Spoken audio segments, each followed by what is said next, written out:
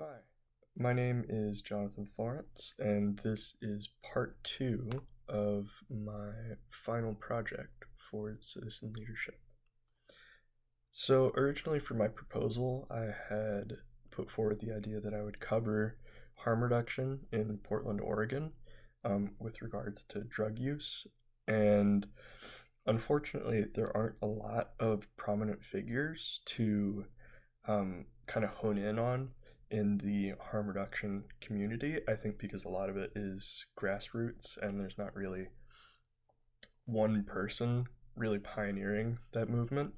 So instead, I have decided to take it outside of Portland, but still focus on somebody that pioneers harm reduction and is a great example of a leader. So for me, that would be Jamie Favreau, and she is the founder and executive director of Next Distro, and Next Naloxone. Yeah, Narcan, but the off-brand version.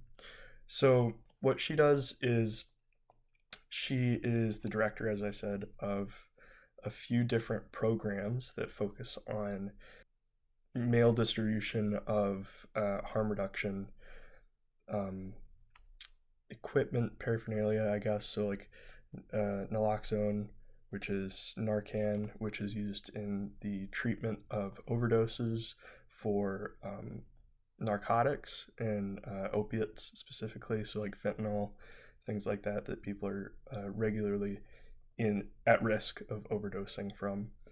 She also coordinates Next Distro, which is a needle exchange, an online needle exchange program, and um, she made the point of saying that she gets more funding for the naloxone program as opposed to the needle exchange, which is sort of bittersweet since obviously naloxone is something to use after someone has already overdosed, whereas the needle exchange is taking care of people while they're already alive and more or less healthy.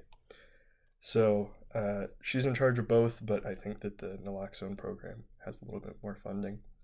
For the interviews that I chose to look at, I did a interview by PBS, and that is titled "She Started an Underground Clean Needle Exchange and Changed Lives," and that's on YouTube.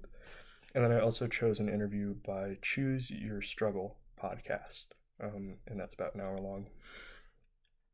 So a couple of her accolades: she has won the Norman E. Zindberg Award for Achievement in the Field of Medicine, and this is from a foundation that focuses on kind of like extraordinary people in the realm of harm reduction, and this focus on like law officers and medical professionals and people like her who are kind of community leaders. So she's been working in the field of harm reduction since 2001, and she started in Manhattan, just sort of doing like grassroots harm reduction, as I said. But she has gone on to found two different organizations in the field. So she's very prolific in what she does. I found the interview with her pretty refreshing. She's identifies as a white female, and she's very self-aware. That's one thing I really appreciate about her. She has such a reverence for other people groups, especially people of color. Um, she really embodies servant leadership. She cares for the people in her staff and the people that she is helping with her program. She's really empathetic and very understanding of her own biases and uh, her own privilege, and so she really does a great job of acknowledging that and trying to move forward in a way that will progress society instead of keeping those biases and those boundaries in place. Um, One thing that surprised me about her was that she actually uses, or she identified herself as someone who does use drugs. And I feel like a lot of times with people who are super motivated to work in the field of harm reduction or in any kind of drug related field, it's, in my perception, oftentimes people who have a relative or a loved one who has been affected by drugs. And I think obviously there are people who come through recovery and out the other side and have a passion for helping people, but I feel like it's a lot less often that you find people who themselves are drug users who are making an effort to really, really pioneer a change in the community like she does. Um, she really embodies some of the social change model.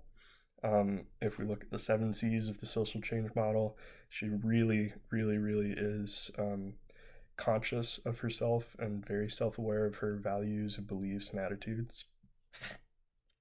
She's extremely consistent about her goals of just literally saving lives. She does a lot of work by herself out of her home, packaging literally hundreds of thousands of needles for her needle exchange program, and working on her websites and recruiting people and volunteers to work with her. So she's extremely extremely consistent in her character, and that goes along with congruence as well. In terms of commitment, she is extremely committed to her goal, like I said, of just literally saving lives.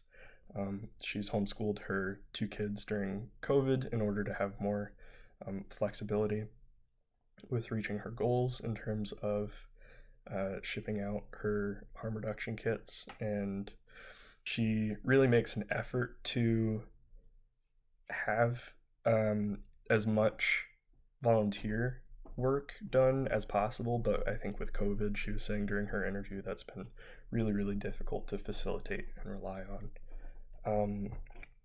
Collaboration, like I just said, she tries to rely on that as much as possible, but during COVID, a lot of the workload fell on her, and she's just amazing because she really did follow through on all of her goals and stayed with it even when it was extremely possible or extremely difficult. Excuse me. During her interview, she actually said she thought she was getting an ulcer because it's just such a stressful thing to think about. Like, people could literally die if you don't send out these kits, and it's just at that point it was her doing it, and so she really took it upon herself to follow through on the commitments that she had, and I think that's extremely admirable. So for another C in the in the model here, in the social change model, is common purpose. I think she's made a huge impact in the community that she's in, with saving lives, and she's made a great community in her program as well, of having a team that shares her values and that she can work with, and I think they do a great job of having mutual respect and common goals. So I think that's something that I really respect about her as well. Controversy with civility. I think that she definitely does an amazing job of recognizing all these different viewpoints that might conflict from her own. During the interview on YouTube, she actually talks about the viewpoint that maybe harm reduction or providing things like needles or safe smoking supplies would increase drug use, and she actually talks about the fact that there's a lot of research studies that indicate that that's not actually the case. So she does do a good job of recognizing where there could be conflict and making an effort to understand that other side. So citizenship, this last C in the list here, process whereby the individual becomes responsible and connected with the community that they're in. Like I said, she started a grassroots movement in Manhattan where she lived, and actually started doing stuff like out of her car with needle exchanges. So she is very dedicated to the communities in which she's involved in. So three quotes that stood out from the podcast interview that I saw were, the first of which is, My self-care looks like taking action, which I think is a really interesting statement, because I think it's really a fine line between burning yourself out and trying to do too much and trying to um, extend yourself as much as possible. But I think that there's also another camp where um, you can think about it like doing things that you're really passionate about gives you energy and helps you to keep moving forward. And I think that that's the camp that she's in, is she doesn't really feel like there is a point in taking a break, or not taking a break, but taking time to focus on yourself, when there is something bigger than you that gives you energy to keep moving forward. The next question, or the next quote that I found interesting was, I wouldn't even take money from the government for my program, because then I would need to provide data or engage in time limited practices. So, what she means by that is not necessarily that she wouldn't want to provide data, but by taking money from other programs as opposed to from donors or volunteers, she could be introducing, biases or um, other goals that don't actually fit with her vision. So I think that that shows a tremendous dedication to her vision and her her commitment to her views, because obviously a lot of these nonprofits or a lot of these programs are really, really in need of money. So I think that that's very admirable that she would turn down money just to keep her own goals in line. So the last thing that we needed to touch on for our final project here was, what was the larger theme, if any, in the interviews that you saw. And so some of the ones that I picked up on were just the sheer amount of self-awareness that she has. I think that's an extremely important factor in being a good leader, and I think she does an amazing job of recognizing her own privilege and using that to help other people in the community who may not be as fortunate or may not be as privileged.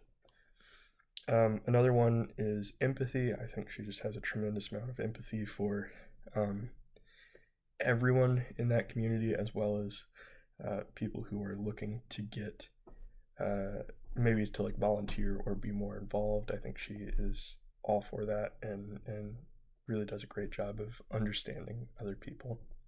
And then integrity, like I mentioned earlier, she said that she would turn down money if it meant that she had to give up her own goals and her own viewpoints. I think it's extremely admirable that she goes to those lengths to preserve her own goals and her own drive and her own ideas. So that concludes my overview of the interview of Jamie Favreau. I think she's just an amazing individual and a really great example of a leader. Thank you.